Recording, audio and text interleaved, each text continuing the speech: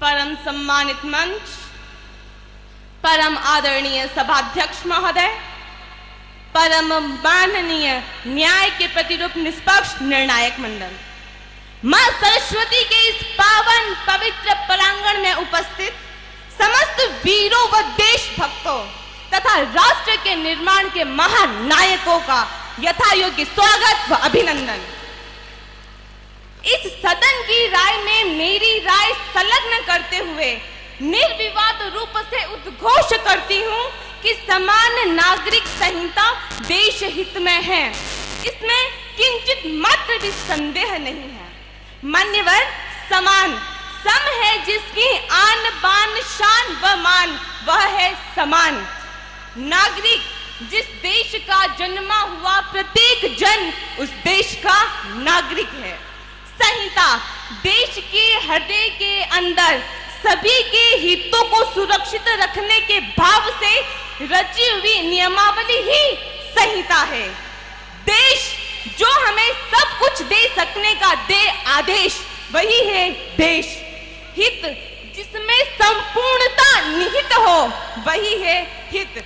में अर्थात अंदर है मतलब उपस्थित। मान्यवर, आज हमारा देश कई वर्ग, वर्ण, व्यवस्था, तबका, रीति, रिवाज, रस्म, धान, परिधान, वेश, परिवेश, बोली, चाली, लहजा, अनुशंसा, प्रशंसा, लय, रिदम, समाज व समाज की रस्में, धर्म तथा धर्म की मान्यताएं, धर्म के प्रति अपनी व्यक्तिगत सोच, धन तथा धन पाने की लालसा, सुख समृद्धि पाने की एक चाह की राह में राष्ट्र, राष्ट्रता व राष्ट्र भाव व राष्ट्र के प्रति कर्तव्य व राष्ट्र ही मैं हूँ व राष्ट्र ही मेरा है, यह विचार मानो आज केवल स्थानीयता में, क्षेत्रीयता में, प्रांतीयता में, आरक्षण में व आरक्षण के रक्षण में इन विभिन्नताओं, विषमताओं की जटिलताओं के जकड़बंब के भंवर से निकालने की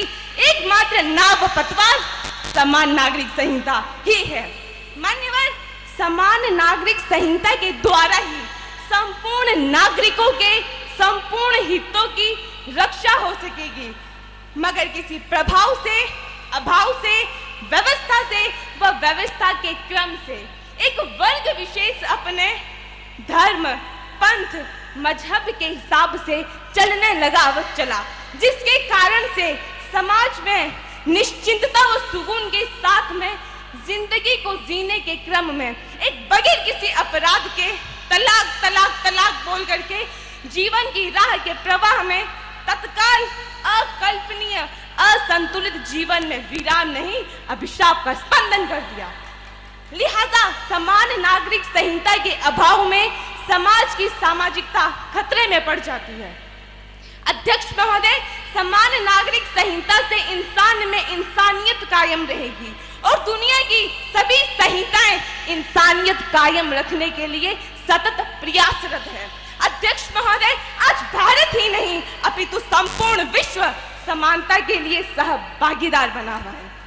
आज हम कहते हैं कि सभी में खून का रंग लाल है और सभी समान, बगैर लिंग भेद, रंग भेद, जाति भेद, क्षेत्र व स्थान के बिना भेद समानता के अधिकार को पाकर के अपने कर्तव्य के प्रति जागरूक होते हुए विकास की राह पर विकासशील होते हुए विकसित अवस्था को प्राप्त करने की ओर अग्रसित है। तो फिर किस दृष्टि व किस दृष्टिकोण से समान नागरिक संहिता देश का अहित कर सकती है? अध्यक्ष महोदय, सभी को जियो और जीने दो के सूत्र के आधार पर समान नागरिक संहिता एकदम सटीक है। हिंदू, मुस्लिम, सिख, ईसाई हम सब है भाई भाई, इस नारे की जान भी समान नागरिक संहिता ही है। अन्यथा कहनी व कथनी में अंतर आ जाएगा और भाव में अंतर तो कर्म में अंतर आता है, कर्म में अंतर तो परिणाम में अंतर, और परिणाम के अंतर को समाप्त करने की विधि ही समान नागरिक संहिता है। अध्यक्ष महोदय, आज हम अपराध के दंड को पाने के लिए तो भारतीय दंड संहिता की रोशनी में चलेंगे और शेष जीवन के हिस्से को अपनी धर्म पोथी के आधार पर चलाएंगे, जो कि विधि निषेध है। और विधि निषेध में जिंदगी संघर्ष युक्त नहीं, कलेश युक्त ही रहती है। आज मेरे प्रतिपक्षी वक्ता जो समान नागरिक संहिता को देश हित में नहीं बता रहे हैं, ये तो उनकी तंग, बेबस व लाचार मानसिकता का प्रतीक है। समान नागरिक संहिता के बिना हमारे देश के अंदर राग द्वेष, भेदभाव, छुआछूत, हम सब एक होते हुए भी हमारे देश की एकता, अखंडता व विकास के लिए ठीक नहीं रहेगा।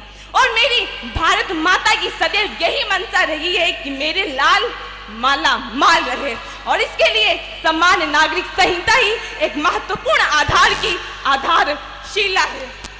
धरा बेच देंगे, गगन बेच देंगे, कली बेच देंगे, चमन बेच देंगे, समान नागरिक संहिता के बिना वतन के रखवाले सत्ता के लिए वतन बेच देंगे। इन तमाम तथ्यों व परिस्थितियों को मध्य निगाह रखते हुए संविधान के अनुच्छेद 14, 15, 16, 17, 19, 21 व 44 में भी संविधान समान नागरिक संहिता को देश हित में स्वीकार किया है। तो फिर मेरी प्रतिपक्षी वक्ताओं के बोलने से क्या फर्क पड़ता है? अतः इस समग्र शाब्दिक व्याख्यान से, सुव्यवस्थित ढंग से, अखंडित तर्कों के साथ में स्पष्ट हो चुका है कि समान नागरिक संहिता ही देश हित में है। अतः इन्हीं शुभेच्छाओं के साथ मैं अपनी वाणी को विराम देती हूँ। जय हिंद, जय भारत, धन्यवाद।